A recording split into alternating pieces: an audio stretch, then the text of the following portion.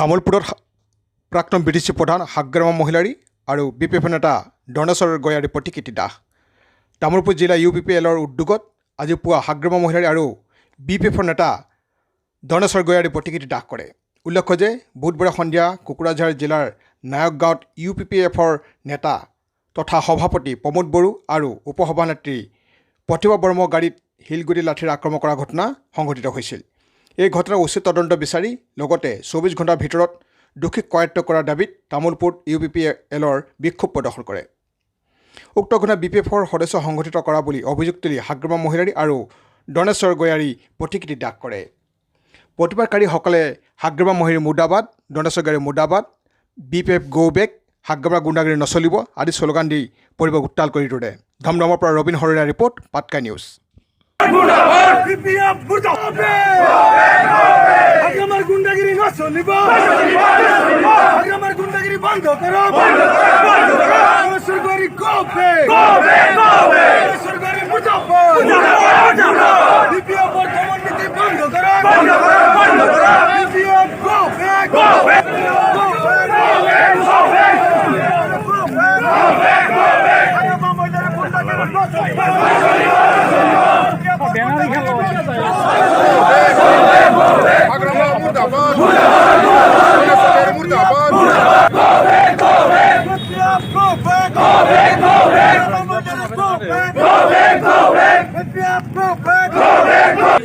এবার বাক্সার উদালগুৰি যেহেতু আগতে নিৰ্বাচন হৈ গৈছে, ইতিমধ্যে গম পাইছে যে ভালকে আৰু নিৰ্বাচনত আসন নাপায় বা জয়ী হোৱাৰ সম্ভাৱনা নাই।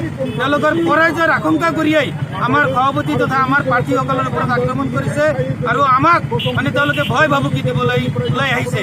UPPL দলৰ নেতা কৰ্মী কোনো দিনো BPF দলৰ মানে আমি ভয় নকৰোঁ। আমাক গণতন্ত্ৰৰ ওপৰত আমাৰ বিশ্বাস আছে। ৰাইজে যোৱাকালি যিটো শিলেৰে বা ৰডেৰে আক্ৰমণ কৰিলে তাৰ পৰিৱৰ্তে ৰাইজে বেলেট পেপাৰৰ জৰিয়তে BPF দলক প্ৰত্যুত্তৰ দিবলৈ আমি অনুৰোধ জনাইছোঁ। মানে আমাৰ কেন্দ্ৰীয় সভাপতি UPPL দলৰ শ্ৰীযুত প্ৰমোদ বড়োৰ ওপৰত যি মানে হাগ্ৰামাৰ হেৰণীয়া গুণ্ডা বাহিনীয়ে যি দলবদ্ধভাৱে পৰিকল্পিতভাৱে মানে অস্ত্ৰ শস্ত্ৰ লৈ পেলাই যি মানে আক্ৰমণ চলালে, ইয়াৰ প্ৰতিবাদত আজি আমি মানে হাগ্ৰামা মহিলাৰী আৰু আমাৰ 11 নং বাওকুমৰী সমষ্টিৰ BPFৰ কেণ্ডিডেট ধৰ্ণেশ্বৰ গয়াৰীৰ যিটো প্ৰতিমূৰ্তি, ইয়াৰ প্ৰতিমূৰ্তি আমি দাহ কৰিছোঁ। আমি ইয়াৰ জৰিয়তে এইটোকে ক'ব বিচাৰিছোঁ যে যোৱা সময়ছোৱাত নিৰ্বাচনী সময়ছোৱাত হাগ্ৰামা মহিলাৰে তেওঁ মানে ধনবল ব্যৱহাৰ কৰি পেলাই তেওঁ মানে গুণ্ডাগিৰি কৰি পেলাই তেওঁ মানে ইলেকশ্যন জিতাৰ যি তেওঁৰ পৰিকল্পনা, সেই পৰিকল্পনাটো আকৌ এইবাৰ তেওঁ মানে নিজৰ মানে ভৰিৰ তলৰ মাটি মানে যোৱা ইতিমধ্যে বাক্সা আৰু ওদালগুৰিত গম পোৱাৰ পাছত আজি তেওঁ তেনেকুৱা আমাৰ সভাপতিক যে আক্ৰমণ কৰি পেলাই যেনেকৈ তেওঁ আজি গাড়ী দখল কৰিব বিচাৰিছে, ইয়াৰ প্ৰতিবাদ আমি আজি জনাইছোঁ। আৰু আমি UPPL দলে গণতন্ত্ৰত বিশ্বাসী। আমি বিচাৰোঁ ইয়াতে শান্তিভাৱে স্বচ্ছভাৱে নিৰ্বাচন হওক, সেইটোৱে আমি বিচাৰিছোঁ। গতিকে গণতন্ত্ৰ ইয়াতে প্ৰতিফলিত হওক। কিন্তু আজি যোৱা 17টা বছৰ হাগ্ৰামা মহিলাৰীৰ জৰিয়তে যি মানে ৰজা শাসন ইয়াতে শাসন কৰি আহিছে, তেওঁৰ নিষ্কিয়াল কুচিমতে যেনেকৈ হত্যা হিংসা কৰি পেলাই শাসন চলাই আহিছে। আজি এই 2020 চনৰ পৰিষদৰ ইলেকশ্যনতো আকৌ সেই মানে তেনেকুৱা এটা পৰিৱেশ তেওঁ আনি পেলাই ৰাইজক ভয় শংকা দেখুৱাই পেলাই আজি নিৰ্বাচন জিতি যোৱাৰ কাৰণে এটা পৰিকল্পনা তেওঁ ৰচিছে।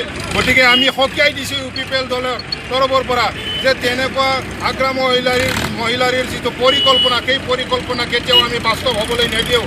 আমি ইয়াৰ প্ৰতিবাদ কৰি যাম আৰু তেওঁলোকৰ যিটো ভেৰণীয়া গুণ্ডা, এই গুণ্ডাক যদি আজি 12 ঘণ্টাৰ ভিতৰত যদি তেওঁলোকে উচিত ধৰি পেলাই উচিত শাস্তি প্ৰদান নকৰে, তেতিয়াহ'লে UPPL দলে আমি ইয়াতকৈ অধিক গণতান্ত্ৰিকভাৱে আমি আন্দোলন চলাই যাম। আৰু আমি তেওঁলোকক মানে দাবী জনাওঁ প্ৰশাসনৰ ওপৰত, চৰকাৰৰ ওচৰত, যাতে তেওঁলোকক 12 ঘণ্টাৰ ভিতৰতে মানে উচিত ধৰি পেলাই কৰায়ত্ব কৰি পেলাই উচিত শাস্তি প্ৰদান কৰে, তাকে আমি UPPL দলৰ পৰা দাবী জনাইছোঁ।